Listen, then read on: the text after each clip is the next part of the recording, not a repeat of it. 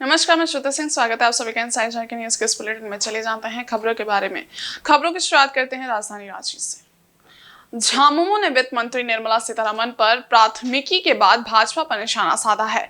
Party के केंद्रीय महासचिव सह प्रवक्ता सुप्रियो भट्टाचार्य ने कहा है कि शनिवार का दिन बहुत महत्वपूर्ण रहा। एक तरफ जहां हरियाणा में सर्जिकल स्ट्राइक की बरसी मनी, वहीं एक सर्जिकल स्ट्राइक बेंगलुरु की न्यायालय ने भाजपा पर किया।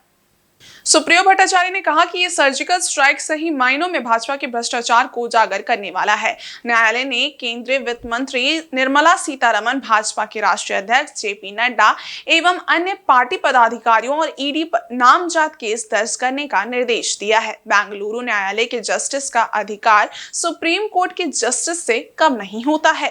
वे रविवार को पार्टी के कैंप कार्यालय में पत्रकारों से बातचीत कर रहे थे। सुप्रियो भट्टाचार्य ने कहा कि सुप्रीम कोर्ट ने इलेक्ट्रॉल बॉन्ड जैसे महाघोटाले का भांडाफोड़ किया कि कैसे तत्कालीन और वर्तमान केंद्रीय वित्त मंत्री भया दोहन कर पैसे भाजपा के खाते में दिलाया करती थी। झारखंड दौरे पर केंद्रीय वित्त मंत्री किन किन लोगों से मिली, ये सोशल मीडिया पर वायरल है। किसी केंद्रीय वित्त मंत्री पर आर्थिक अपराध का एफआईआर हो तो इसके 24 घंटे बाद भी पद पर बने रहना लोकतंत्र का अपमान है। भाजपा मतलब भ्रष्ट जनों की पार्टी है और वो पूरी तरह से भ्रष्टाचार के दलदल में डूबी हुई है। कॉरपोरेट घरानों से पैसे का दोहन करती थी का आदेश किया। ये आदेश में बहुत स्पष्ट है कि जो याचिका थी, जिसकी बात हम लोग बार बार कहते थे कि राजनीतिक रंगदारी स्वरूप जो पैसे वसूले जाते थे देश के बड़े बड़े कॉरपोरेट घरानों से, कभी आईटी का छापा, कभी ईडी का छापा, कभी सीबीआई का जांच, इसके द्वारा सीधा सीधी आर्थिक दोहन होता था, जिसमें कई कंपनियां के नाम उजागर हुए जब इलेक्ट्रल बॉन्ड का भांडा फूटा कि किस प्रकार तत्कालीन और वर्तमान की वित्त मंत्री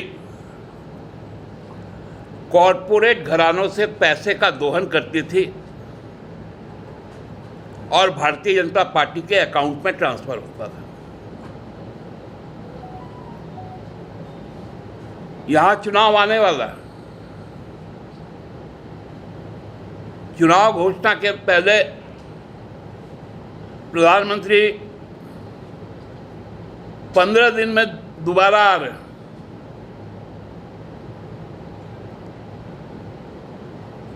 कौन कौन नेता लोग आ रहा पता ही नहीं चल पा रहा। एक साथ 4-5 ठो राज्य का मुख्यमंत्री आ जा रहा है, कोई नुक्कड़ सभा कर रहा है, कोई अनाउंसमेंट कर रहा है। इस तरह से चीजें आगे बढ़ रही हैं। हरियाणा कोई नहीं जा रहा, महाराष्ट्र कोई नहीं जा रहा, और आकर यहां पर दो ही चीज, घुसपैठ। अरे इतना घुसपैठ तुम लोग झारखंड में कर रहे हो कि अब तो सही में हमारी सरकार भाजपा के घुसपैठ पर रोक लगानी पड़ेगी। वहीं चक्रधरपुर विधायक सुखराम उरांव के बनमालीपुर गांव स्थित आवास में रविवार को रक्तदान शिविर का आयोजन किया गया। लट्टू उरांव कल्याण समिति के बैनर तले आयोजित इस शिविर का उद्घाटन समिति की सचिव नवमी उरांव और झारखंड आंदोलनकारी भुवनेश्वर महतो के द्वारा किया गया।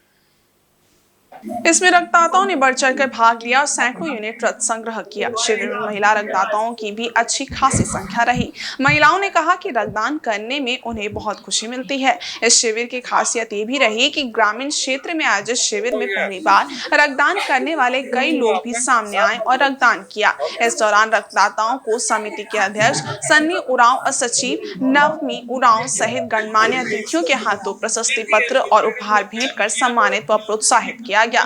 सनी उरांव ने कहा कि सदर अस्पताल में रक्त की कमी की सूचना उन्हें मिली थी, जिसके बाद उन्होंने जिले में रक्त की कमी को दूर करने के उद्देश्य से इस शिविर का आयोजन किया। हर स्वस्थ व्यक्ति को रक्त देकर दूसरों की जान बचाने का पुण्य कमाने का काम करना चाहिए।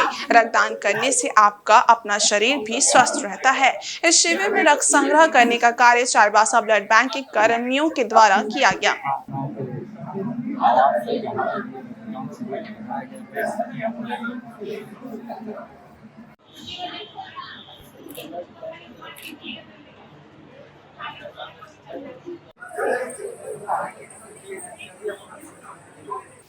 और चक्रधरपुर के सरस्वती शिशु विद्या मंदिर में आयोजित 8वीं राज्य स्तरीय आमंत्रण कराटे प्रतियोगिता का समापन रविवार को हो गया। वाडो रियो स्पोर्ट्स कराटे स्कूल के तत्वाधान में आयोजित 2 दिवसीय इस प्रतियोगिता के पुरस्कार वितरण समारोह में 2 दर्जन से ज्यादा विजेता व उपविजेता प्रतिभागियों को पुरस्कृत किया गया। पुरस्कार वितरण समारोह में बतौर मुख्य अतिथि भाजपा प्रदेश महिला मोर्चा के उपाध्यक्ष मालती गिलुआ, सम्मानित अतिथि जप्पा के महिला नेता विमला प्रसाद, विशिष्ट अतिथि दीपक सिंह व अन्य ने कराटे प्रतियोगिता के सफल छात्र छात्राओं को प्रशस्ति पत्र व मेडल देकर सम्मानित किया। अतिथियों ने छात्रों को पढ़ाई के साथ साथ खेल कूद सहित आत्मरक्षा के लिए कराटे जैसे खेल का प्रशिक्षण लेने के लिए प्रेरित किया। इस प्रतियोगिता में झारखंड के कई जिलों से कराटेकार शामिल हुए। पुरस्कार वितरण समारोह के पश्चात आयोजित कराटे प्रशिक्षण शिविर में समाज सेवी व पीपुल्स वेलफेयर एसोसिएशन के सचिव डॉक्टर विजय सिंह गागराई खिलाड़ियों के बीच उपस्थित होकर उनका हौसला अफजाई किया। मधुसूदन हाई स्कूल अशंतलिया चक्रधरपुर की टीम की इधर मुख्यमंत्री हेमंत सोरेन की पत्नी साइगांडे विधायक कल्पना मुर्मू सोरेन ने रविवार को मनोहरपुर के मणिपुर आम बागान मैदान में आयोजित मैया सम्मान यात्रा कार्यक्रम में शिरकत की। उनका भव्य स्वागत स्थानीय कलाकारों एवं JSLPS महिला समूह के सदस्यों के द्वारा पारंपरिक रीति रिवाज से किया गया। कार्यक्रम में सांसद जोबा मांझी, मंत्री बेबी देवी, मंत्री दीपिका पांडे, दीपक बिरुआ, विधायक सोनाराम सिंह को भी उपस्थित थे। आम सभा को संबोधित करते हुए कल्पना मुर्मू सोरेन ने कहा कि झारखंड आंदोलनकारियों की कर्मभूमि है। उनके द्वारा जल जंगल जमीन के लिए संघर्ष व आदर्श से हमें आगे बढ़ने की प्रेरणा मिलती है। हेमंत सोरेन राज्य की समृद्धि एवं महिलाओं के सशक्तिकरण को लेकर संकल्पित हैं। मैया सम्मान योजना महिलाओं को आर्थिक रूप से मजबूत बनाने के लिए ही लाया गया है। वहीं JSLPS स्वयंसेवी संस्था के माध्यम से महिला स्वावलंबन हेतु 11,000 करोड़ राशि का पैकेज मिला है। उन्होंने कहा कि हेमंत सोरेन कोल्हान संस्कृति की रक्षा एवं निरंतर हो भाषा को संविधान की 8वीं अनुसूची में शामिल कराने के लिए प्रयासरत हैं। हेमंत सोरेन अकेले दिखते हैं, किंतु वे अकेले नहीं हैं। उनके साथ हम सभी एवं राज्य की आधी आबादी समेत पूरा राज्य उनके साथ खड़ा है। वहीं मैया सम्मान यात्रा आम सभा को सांसद जोबा मांझी, मंत्री दीपिका पांडे, मंत्री बेबी देवी एवं मंत्री दीपक बिरुआ ने भी संबोधित किया तथा हेमंत सोरेन सरकार की उपलब्धियों के बारे में बताया।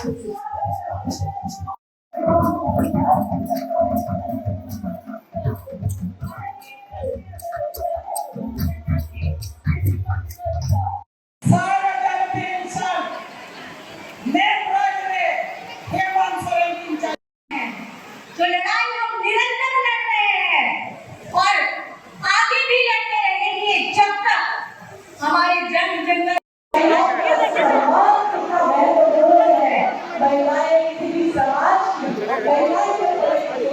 जब प्रतिनिधि है तो हमारा विश्वास गहरा होगा कि इस तरह की प्रतिनिधि होगा। और एक बार हम सभी इतने देर से बातें कर रहे थे कि कैसे वहीं पूर्वी सिंहभूम जिले के मुसाबने स्थित गोहला फुटबॉल मैदान में रविवार को ग्रामीणों द्वारा मिलन समारोह का आयोजन किया गया। कार्यक्रम में मुख्य अतिथि के रूप में भाजपा नेता बाबूलाल सोरेन उपस्थित थे। ग्रामीणों ने आदिवासी पारंपरिक तरीके से गाजे बाजे के साथ फूलमाला पहनाकर मुख्य अतिथि का स्वागत किया। इसके उपरांत बाबूलाल सोरेन ने आसपास के गांव के माझी बाबाओं एवं पंचायत प्रतिनिधियों का फूलमाला पहनाकर स्वागत किया। मौके पर माझी बाबा सिंह, राय हांसदा, सुभाष हांसदा, सोनाराम हांसदा, प्रधान हांसदा, जिला पार्षद शिवनाथ मार्डी और मुखिया पर्वत हांसदा को सम्मानित किया गया। बाबूलाल सोरेन ने अपने संबोधन में कहा कि भाजपा के प्रयास से ही झारखंड को अलग राज्य मिला है। आज उन्हीं की छत्र छाया में आदिवासी मूलवासियों को सम्मान मिल रहा है। केंद्र की मोदी सरकार की कई सारी योजनाएं हैं जिसमें गांव व ग्रामीण लाभान्वित होकर अपना अच्छा जीवन व्यतीत कर रहे हैं। उन्होंने कहा कि लोगों के रुझान से ऐसा पता चल रहा है कि आने वाले समय में झारखंड में भाजपा की ही सरकार बनेगी।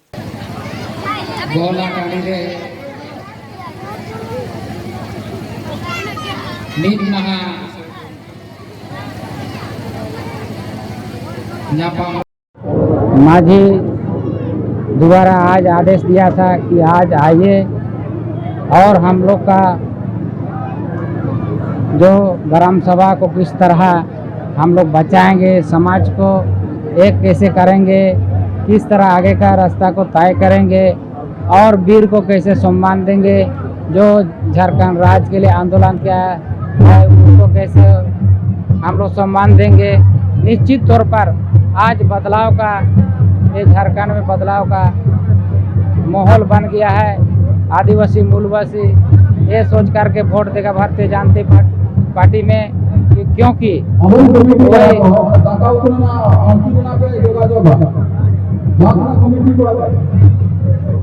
वही आपका भारतीय जनता पार्टी ही सरकार ही जब 2000 में हम लोग को झारखंड राज्य अलग किया।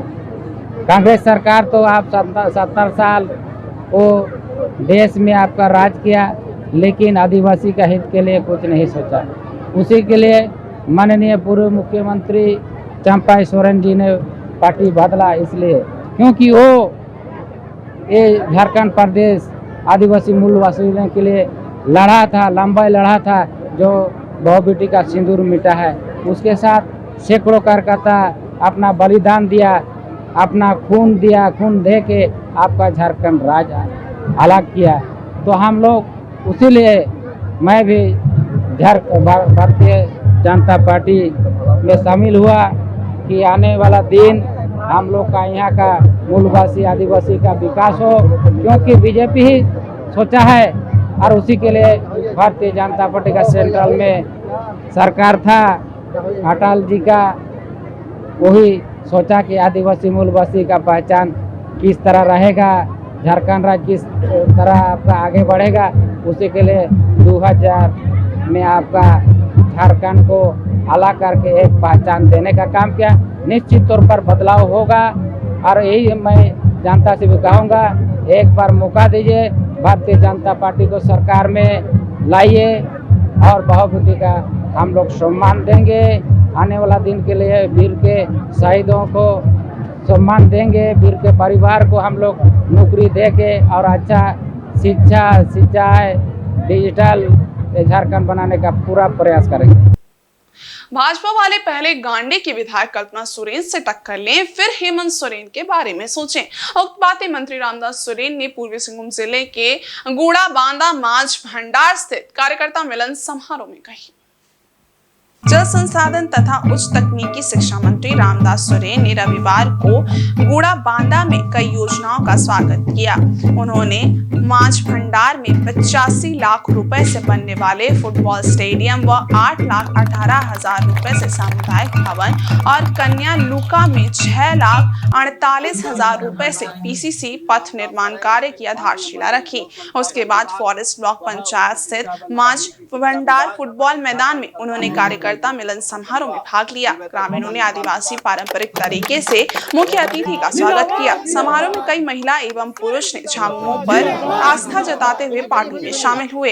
अतिथियों ने फूलमाला पहनाकर उनका पार्टी में स्वागत किया। इस मौके पर मंत्री रामदास सोरेन ने कहा कि मुख्यमंत्री हेमंत सोरेन झारखंड के अंतिम छोर तक विकास करने का काम कर रहे हैं। भाजपा वाले पहले गांडे की विधायक कल्पना सोरेन से टक्कर लें, फिर हेमंत सोरेन के बारे में सोचे। इस मौके पर झामुमो केंद्रीय सदस्य कान्हू सामंत, जगदीश भगत, काली पदो बौरी, माझी बाबा, दसो हेमब्रम आदि उपस्थित थे।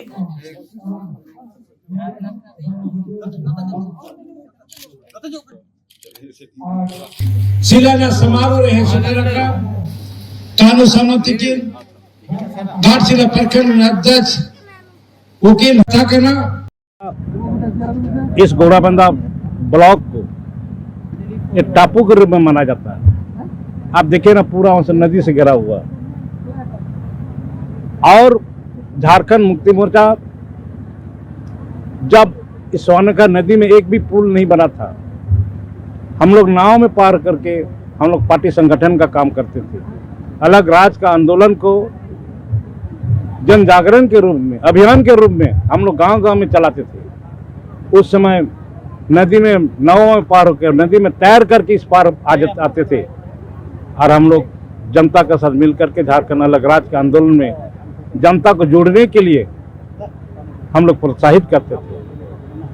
लेकिन आज इस जगह, आज आप देख रहे हैं, हमारा दिसम गुरु शिबू सोरेन जब मुख्यमंत्री बना, मैंने कहा सर आप मुख्यमंत्री बने, हमारे पूर्वी सिंहभूम जिला के अंतर्गत एक जगह ऐसे है जहां पर लोग नदी में पानी भर जाने के बाद हाट बाजार, स्कूल, कॉलेज, हॉस्पिटल नहीं जा पाते हैं और जन कल्याणकारी योजनाओं को भी लेने के लिए एक एक महीना तक नदी का पानी के कारण दलभुंगर नहीं जा पाते। इसलिए दलभुंगर में ब्लॉक की आवश्यकता है और वहाँ जरूरी भी है।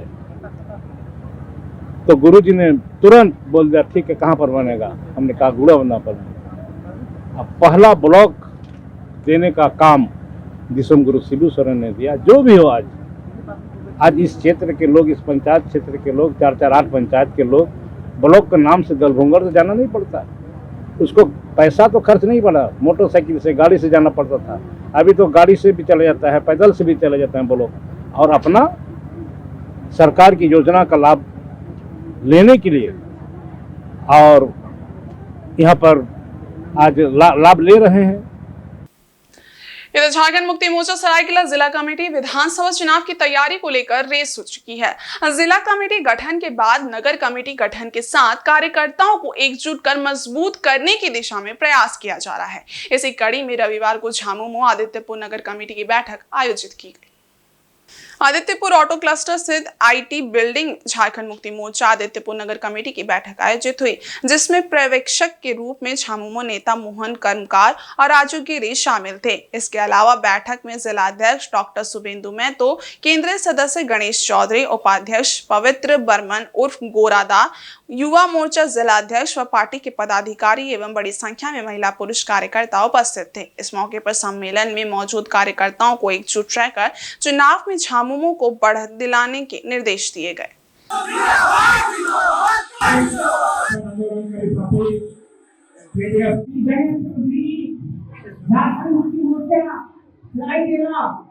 तो भाजपा के बड़े नेताओं से भी तो हम पूछना चाहते हैं कि भाजपा क्या है?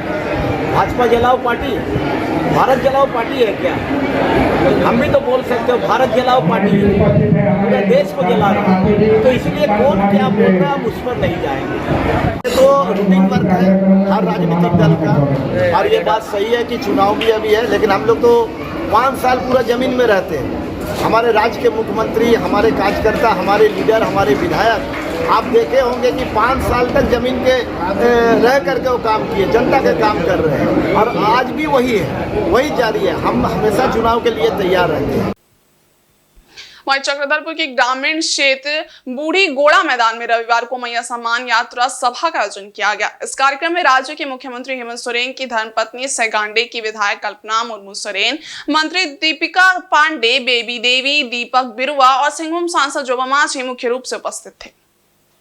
कार्यक्रम को संबोधित करते हुए विधायक कल्पना मुर्मू सोरेन ने कहा कि इस यात्रा का अर्थ आधी आबादी को पहली बार मान सम्मान और अधिकार देना है।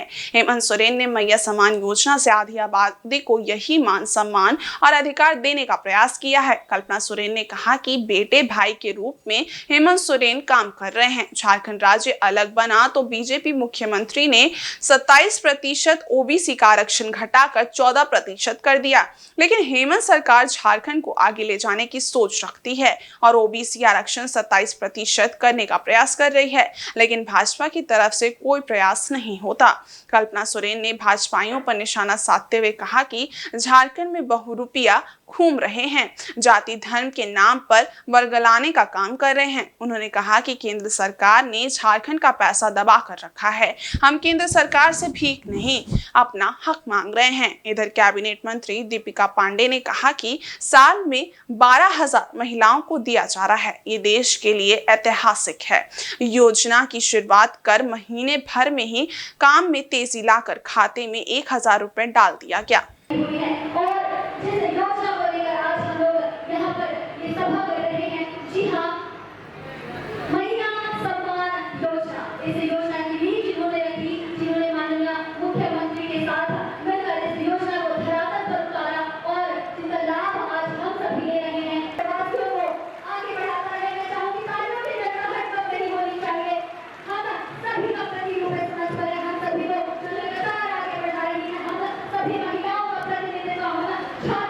बीजेपी की सरकार बनती है, उनके मुख्यमंत्री ने 27% का आरक्षण को घटा करके 14% कर दिया।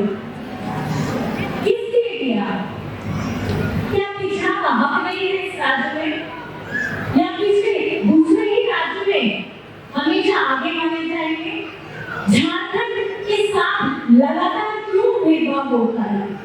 चाहे हम पिछड़ों की बात करते हैं, चाहे हम गरीब गुरबा की बात करते हैं, मजदूरों की बात करते हैं, क्यों हम लोगों को पीछे छोड़ा जाता है?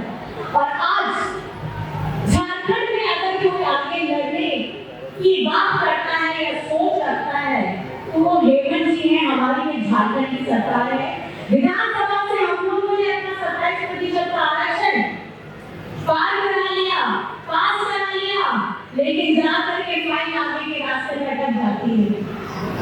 क्या बीजेपी में ऐसे लोग नहीं हैं जिनको नहीं लगता कि पिछड़ों के लिए जो दूसरे राज्य में 27% का आरक्षण है, हमारे झारखंड में भी ये 27% हो, लेकिन निरंतर उनकी तरफ से कोई प्रयास नहीं होता है।